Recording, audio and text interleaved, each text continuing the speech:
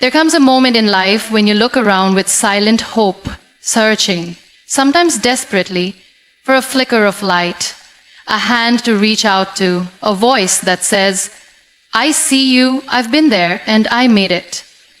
That voice never came. I waited, as we all do, for someone who would fight for me, someone who would see the weight I carried and lift it, even for a moment. Someone who would become the hero I was longing for. But the longer I waited, the more silent the world became. And in that stillness, something shifted inside me. I think we're all born with this idea that heroes are people who wear capes or walk in with grand gestures.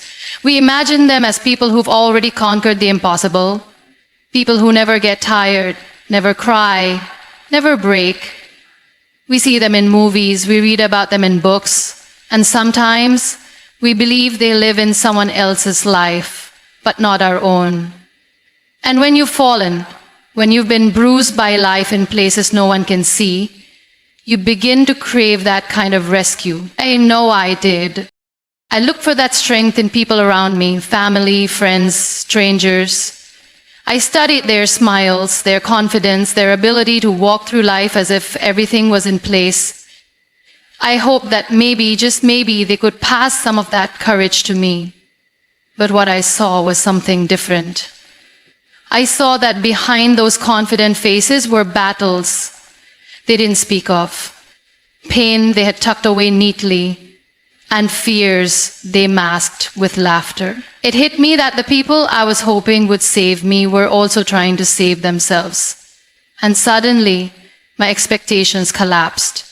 The pedestal I had placed others on began to crumble, and with that came a terrifying realization. I was alone in this. But sometimes it's in that moment of solitude that you meet your true self. Not the self you show to the world, not the self that hides behind politeness and strength, but the raw, aching, vulnerable self that trembles with uncertainty. It was there, in that confrontation with who I really was, that the seed of transformation was planted. No one teaches you how to rise. People often speak about overcoming and strength, but they rarely tell you about the nights where your own heartbeat feels too loud, where your thoughts echo louder than your prayers. They don't tell you how to smile while breaking, or how to stand when your legs forget the feeling of stability. But I had to learn. I had to learn how to be kind to myself on the days I didn't feel worthy of kindness. I had to learn how to forgive myself for needing time, for needing space, for not healing on a schedule. I had to learn how to sit in silence and listen, not to others, but to my own soul whispering. The journey to becoming your own hero isn't beautiful in the way people imagine. It's not a straight path. It's not a powerful leap into greatness. It's crawling, sometimes dragging yourself through the mud of your own doubts. It's standing in front of a mirror and facing the reflection that reminds you of every scar, every failure, every time you wanted. I learned that being a hero is not about grand gestures or loud victories. It's not about having all the answers, standing on stages, or wearing a brave face that never cracks. Being a hero, I discovered, is about being real, being raw, and being willing to face the parts of yourself you were taught to hide. It's about the quiet decision to keep going, even when everything in you says stop, even when you don't have anyone cheering for you, even when the road ahead looks uncertain and the weight you carry feels unbearable. I didn't choose to be my own hero out of strength. I chose it out of necessity. I chose it when I realized no one else was coming. I chose it when I realized that waiting for rescue was only keeping me stuck. It was in that moment when I stopped asking why me and started asking what now that something changed. I realized I didn't need someone to fight my battles. I needed to believe that I could fight them myself. That belief didn't come all at once. It came in pieces, in tiny moments of courage, in the way I got out of bed even when I didn't want to, in the way I forced a smile not to fake happiness, but to remind myself that joy still existed somewhere, even if I couldn't feel it yet. It came in the way I started to talk to myself, not with judgment, but with gentleness. I stopped calling myself weak for hurting. I stopped apologizing for my healing. I stopped comparing my pace with others and began to honor the way my wounds shaped my walk. And in that shift, I began to see something else. I began to realize that being a hero doesn't mean you're always strong. It means you show up even when you're not. It means you show up messy, uncertain, and afraid. And you show up anyway. I started seeing myself not as someone broken, but as someone rebuilding. And in that rebuilding, I found layers of strength I never knew I had. No one applauds you for the inner battles you fight. No one sees the nights you cried alone, the days you put on a brave face while your heart was screaming. No one sees the moments you chose to stay instead of run, to speak up instead of stay silent, to love yourself instead of abandon yourself. But those are the victories that matter. Those are the moments that build you. Somewhere along the way, I stopped searching for a hero and began becoming one. I didn't even notice it at first.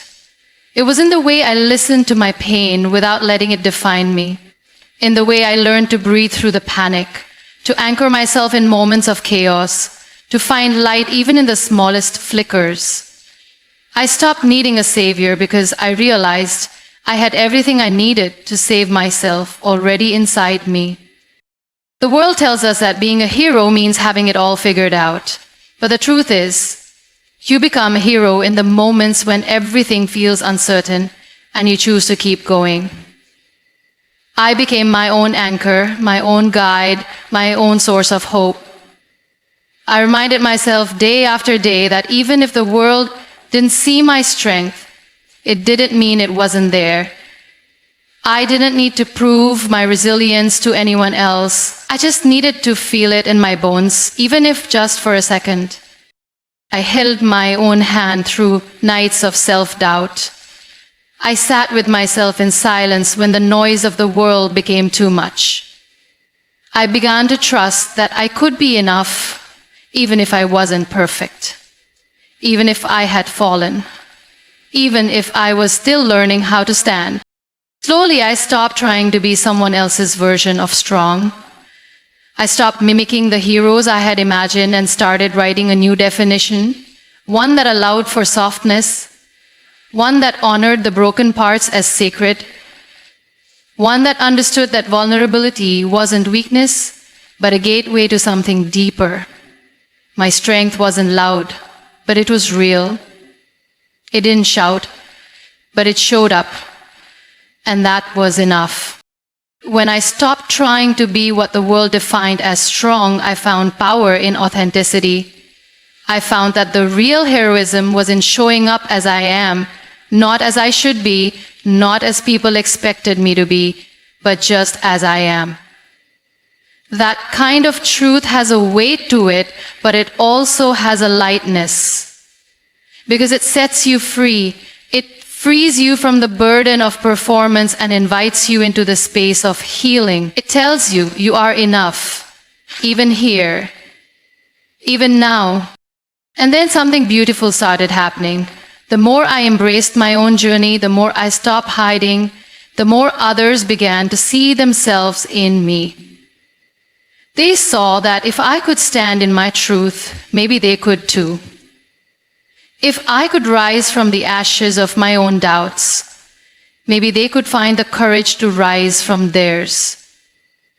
Without realizing it, I had become the very thing I once searched for. I became a mirror for others to see their own potential, their own strength, their own capacity to overcome. That is the quiet ripple of choosing to become your own hero. It doesn't stay with you, it moves through you, it speaks to others, it whispers, you're not alone. It creates a chain of courage. You don't need to be loud to make a difference. Sometimes just being honest about your pain, your healing, and your journey is enough to spark transformation in someone else. And I think that's the beauty of it. When you stop trying to be someone else's version of a hero and just live your truth, you give others permission to do the same. You become a light, not by pretending to be perfect, but by simply refusing to stay in the dark. Becoming your own hero isn't about eliminating fear. It's about facing fear with trembling hands and moving forward anyway. It's about trusting that your story, as messy as it is still worthy. It's about understanding that you matter, not because of what you've achieved, but because of who you are when no one's watching. It's about finding grace for yourself when you fall and having the audacity to rise. Again and again. I still have days where I feel small. I still face moments that shake me. But I've learned that strength doesn't mean the absence of struggle. It means carrying the struggle and walking anyway. I've learned that courage doesn't always roar. Sometimes it whispers, try again tomorrow. So I became my own hero, not because I was fearless, but because I chose to meet my fear with compassion. Not because I never broke, but because I refused to let the breaking define me.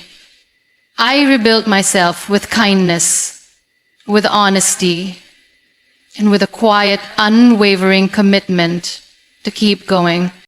And now when I look back, I see not a single moment of glory, but thousands of tiny choices.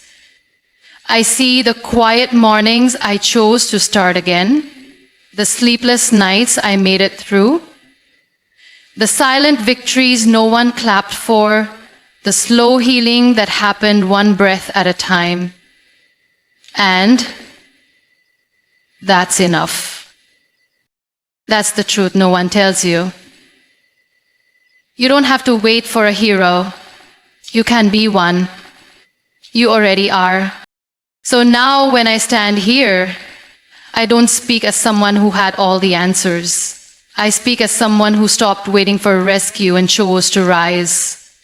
I speak as someone who built strength from silence, who turned pain into power, and who decided that if I couldn't find a hero in my life, I would become one.